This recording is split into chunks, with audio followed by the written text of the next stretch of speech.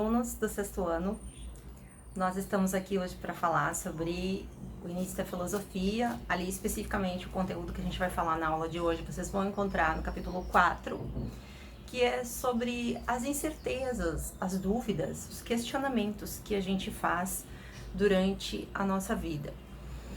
Na Grécia Antiga havia um grupo de pessoas que eles eram muito bons na arte da retórica. Afinal, o que é retórica? Retórica é a arte de falar bem, explicar, narrar e convencer o outro daquilo que eu acho que eu tenho certeza, daquilo que eu acho que eu estou certa, daquilo que eu estou falando.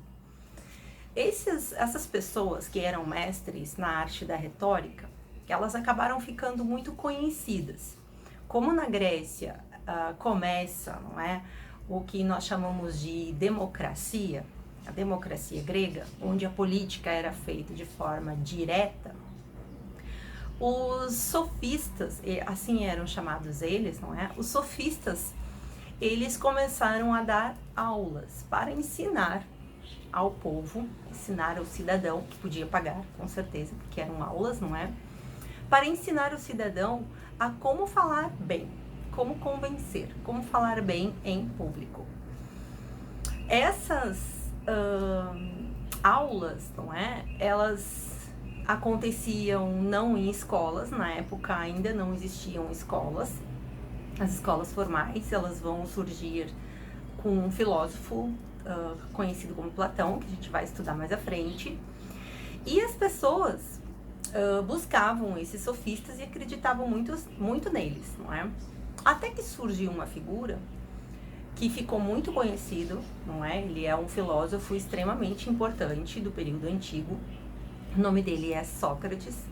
E ele enfrentou esses sofistas. Ele começou a dizer para os sofistas que aquilo que eles falavam não era verdade.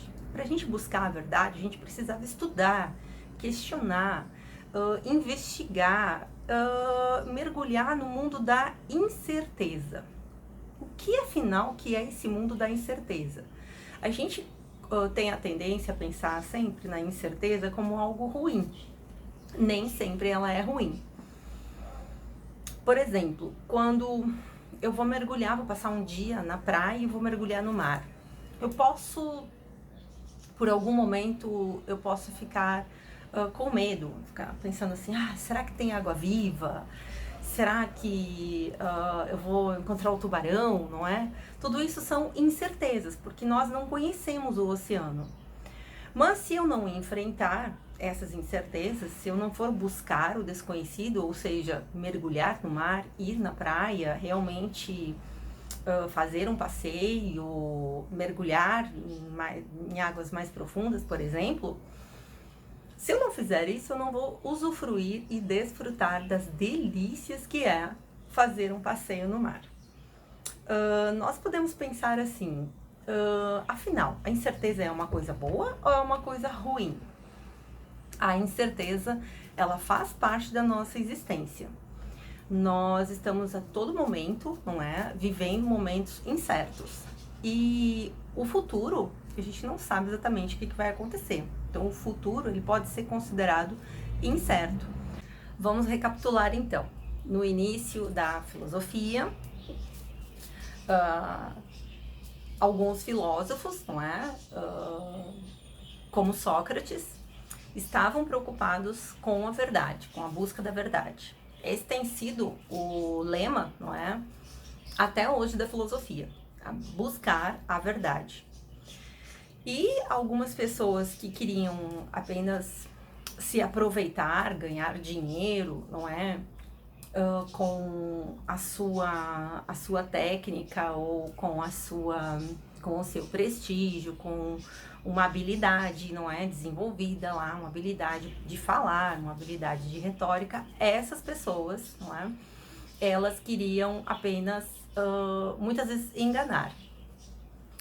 A ciência, ela evoluiu muito. A ciência, até hoje, ela busca respostas. No mundo de incertezas, não é, os cientistas estão sempre buscando respostas. Essa figura, não é, esse cubo, ele foi comprado lá no Museu da Ciência, Museu Catavento, que fica em São Paulo. O Museu Catavento, ele tem, como trata-se de um museu da ciência, traz, não é, muitas experiências científicas demonstradas para que o público tenha acesso, veja, não é, como que foi comprovado, como foram comprovadas determinadas teorias, não é, e hipóteses que os cientistas falaram no passado.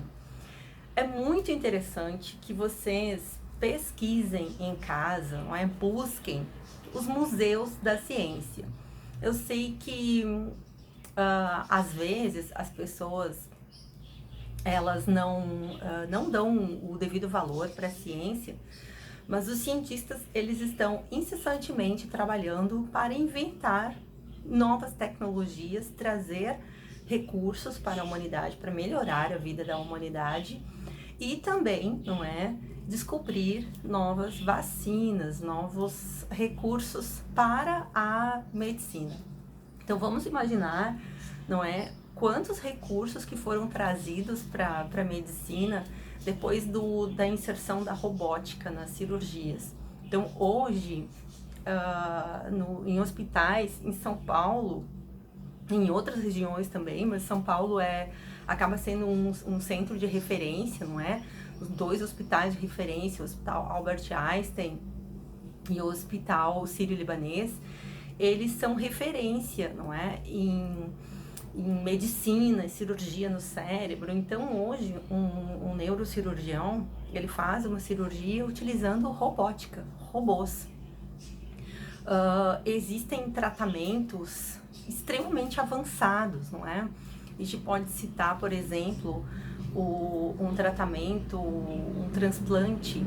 Olha que maravilha, não é? A pessoa pode receber um órgão de uma outra pessoa que faleceu e seguir, não é, o percurso da sua vida. E quantas outras novidades, inovações, vacinas, não é? Enfim, extremamente importantes para que a humanidade evolua, para que a humanidade cresça cada vez com mais saúde, não é? Melhor, não é?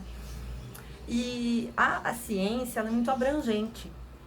Então, por exemplo, existem muitos cientistas que trabalham na área da tecnologia, não é? Desenvolvendo ferramentas para melhorar os nossos celulares, as nossas ferramentas de comunicação, as nossas ferramentas até mesmo de imagem, não é? Hoje nós conseguimos, através da tecnologia que temos, não é? Em telecomunicações, nós conseguimos nos comunicar remotamente. Olha que maravilha isso! Tudo isso é graças à ciência. E é importante que vocês, meus alunos do 6º ano, saibam que a ciência começou na filosofia. Foram os primeiros filósofos que começaram a se perguntar: afinal, quem eu sou? Da onde eu vim? Afinal, o que é a verdade? E esses filósofos estavam tão comprometidos com a verdade, tão comprometidos com a busca das melhorias para a humanidade, para as melhorias para o ser humano, eles nem sempre foram valorizados, não é? O filósofo Sócrates, por exemplo, ele acabou, no final da sua vida, sendo condenado à morte. E as suas ideias, não é? Devido à sua moral muito elevada, Sócrates era uma pessoa muito amada pelos seus discípulos, não é? Pelos seus alunos.